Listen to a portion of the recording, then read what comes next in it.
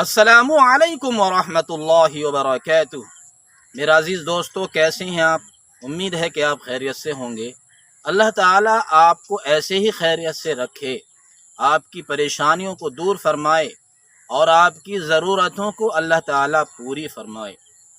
آج ہم آپ کو ایک سچا واقعہ سناتے ہیں۔ واقعہ کا رزلٹ کیا ہوگا، نتیجہ کیا ہوگا، لب لباب اور خلاصہ کیا ہوگا، واقعات سنانے کے بعد آپ کے سامنے پیش کریں گے۔ چلیے شروع کرتے ہیں۔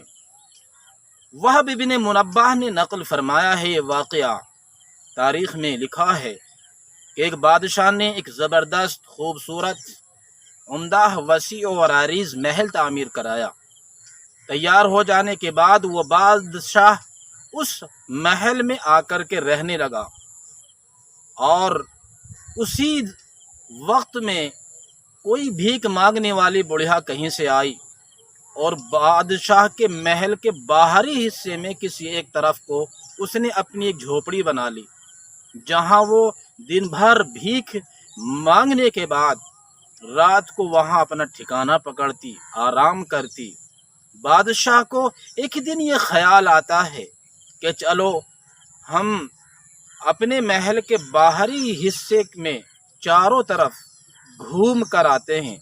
میرے دوستو، وہ گھومنے کے لیے اس نے اپنے لشکر کو حکم دیا۔ لشکر کو حکم دینے کے بعد گھوڑا حاضر کر دیا گیا۔ بادشاہ گھوڑے پر حاضر ہوتا ہے، لشکر جو اس کے قریبی گارڈ ہوتے ہیں وہ تیار اس کے پیچھے پیچھے چل دیتے ہیں۔ بادشاہ نے باہر جا کر کے دیکھا کہ ایک جھونپڑی پڑی ہوئی ہے۔ بادشاہ کو دیکھ کر غصہ آ گیا کہ میرے اتنی عمدہ، وسیع و عریض خوبصورت محل کے باہری حصے میں کسی نے جھونپڑی کیوں ڈال دی۔ اس نے اپنے گارڈ کو حکم دیا، انہوں نے وہ جھونپڑی اس کی اجاڑ دی، برباد کر دی۔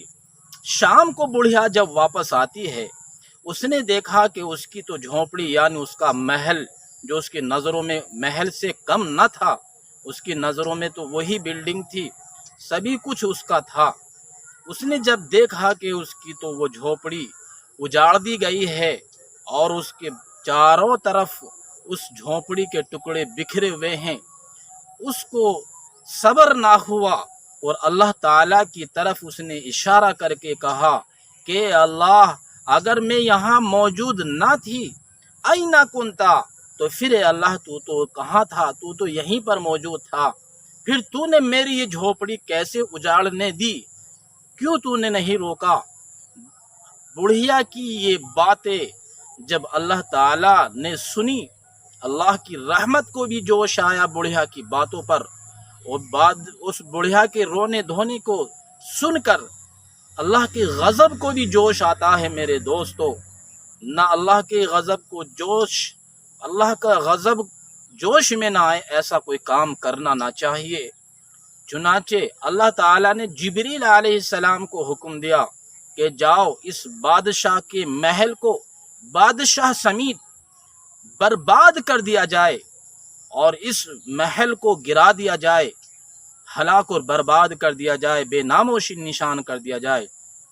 تاریخ میں لکھا ہے جبریل علیہ السلام نے آ کر اس محل کو برباد کر دیا اور وہ بادشاہ اسی محل میں دب کر ہلاک اور برباد ہو گیا۔ اس واقعے سے میرے دوستو دو باتیں سامنے آتی ہیں کہ انسان مان لیا کہ تیرے پاس عہدے ہیں، کامیاب سیاست ہے، کامیاب تجارت ہے، تیرے پاس ہزاروں کا نوکروں کا ایک لاؤ لشکر ہے، تیرے اشارے پر حکومت کے لشکر اور فوجی پریڈ کرنے لگتے ہیں، مان لیا تیرے پاس کسی چیز کی کمی نہیں ہے، لیکن طاقت اور گھمنڈ کا مظاہرہ کبھی نہ کر، اس لیے کہ اللہ کے غضب کو اگر تو دعوت دے گا تو اپنی بربادی کے بیج بوگا۔ چنانچہ کتابوں میں لکھا ہے کہ کتنی ہی بیوہ عورتیں ہیں جو ظالم کے ظلم سے آ کر اس کی آنکھوں سے آنسو بہنے لگتے ہیں، کتنے یتیم ہیں جو ظالم کے ظلم کے شکار ہوئے ہیں، کتنے مسکین ہیں جو ظالم کے ظلم سے تباہ و برباد ہو گئے ہیں۔ اگر ان کی بد دعا تجھے لگی، अगरचे बद्दुआ लगने में कुछ देर ही सही हो जाए। हदीस शरीफ में आता है कि अल्लाह ताला ने एक निज़ाम बनाया है कि जो जुल्म करता है उस मजलूम की बद्दुआ को बादशाह उस मजलूम की बद्दुआ को बादलों पर उठाकर ले जाया जाता है। फिर तुफ्तहु लहा अबवाबुस समा, उसके लिए आसमान के दरवाजे खोल दिए जाते हैं और अर्श अजीम के पास जाकर वो बद्दुआ गुहार लगाती है कि अल्लाह फुला बंदे ने फुला पर जुल्म किया है। एक हदीस शरीफ में आता है कि अल्लाह ताला के दरमियान और मजलूम की बद्दुआ के दरमियान कोई हिजाब, कोई आड़ नहीं है।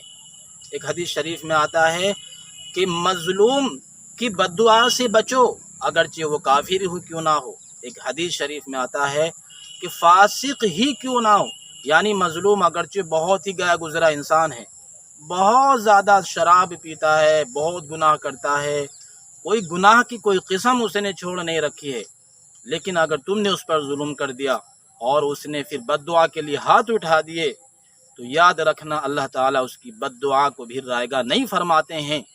लिहाजा मजलूम की बद्दुआ से डरते रहना चाहिए।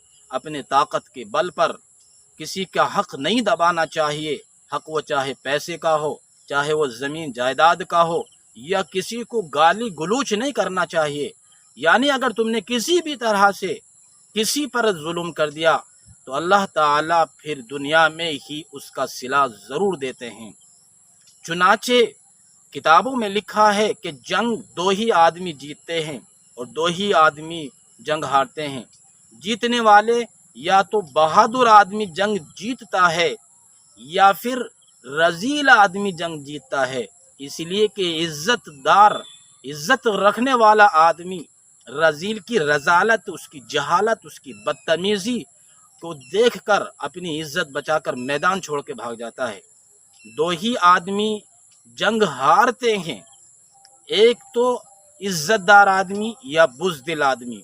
बुज़दिल आदमी मुकाबला करने की हिम्मत नहीं रखता है और इज्जतदार रजील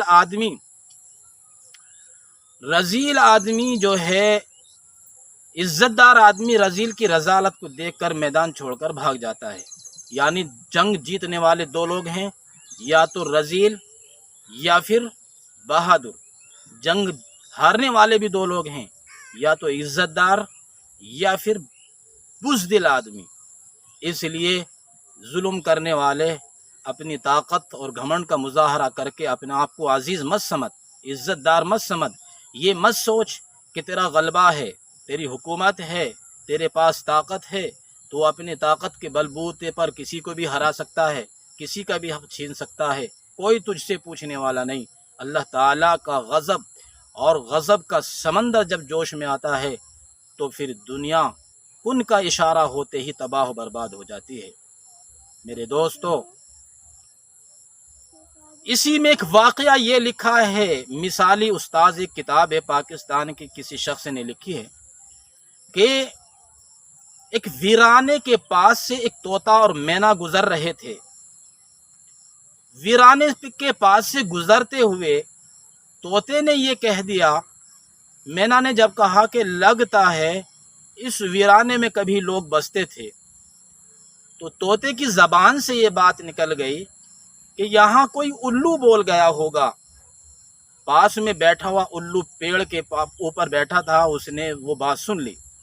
उसने आके सलाम वलाम किया और फिर कहा, तोते भाई चलो हमारी मेहमान नवाजी कबूल करो। मेहमान नवाजी करने के बाद जैसे वो उड़े जाने के लिए, तो फिर उस उल्लू ने उस तोते की मैना पर कब्ज़ा कर लिया। तोते ने कहा, भाई ये तो मेरी है। उसने कहा उल्लू ने कि भाई ये तो मेरी है। तोते ने गुहार लगा, भाई तेरी कैसे है यार, तेरी ज़ात से नहीं है, तेरी बिरादरी से नहीं है। मैं तोता ठहरा, तो उल्लू ठहरा, ये तेरी कैसे बीवी हो सकती है। तो फिर सुना ना आपने, तोते की ये लाचारी और बेबसी देखकर उल्लू को हंसी आने लगी। फिर तो उल्लू ने कहा कि चल भाई मुकदमा काजी के पास चलते हैं लेकर, पास की बस्ती है, उस काजी के पास चलते हैं लेकर। वहां पर वो जब पहुंचे तो तोता ने कहा कि देखिए जनाब, मैं तोता, मेरी बिरादरी तोता है, ये मेरी मैना है, मेरी बीवी है।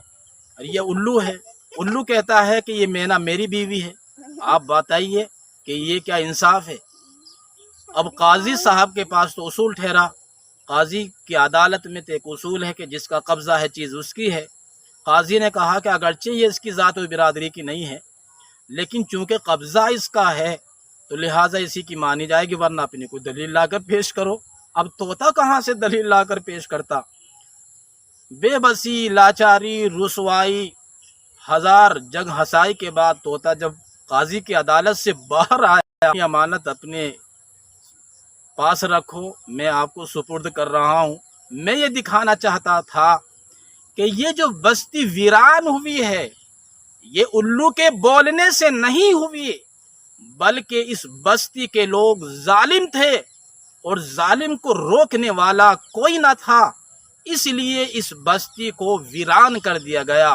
تو کوئی آبادی، کوئی ملک یا کوئی شہر یا کوئی گاؤں جب برباد ہو جائے اور ویران اور کھنڈرات میں تبدیل ہو جائے تو مان لینا اس بستی میں ظالم لوگ تھے اور اس بستی میں ظلم کو روکنے والا کوئی نہ تھا یا انصاف کی بات کہنے والا کوئی نہ تھا، اس لیے اس بستی کو ویرانے اور کھنڈرات میں تبدیل کر دیا جاتا ہے، اس کو برباد کر دیا جاتا ہے۔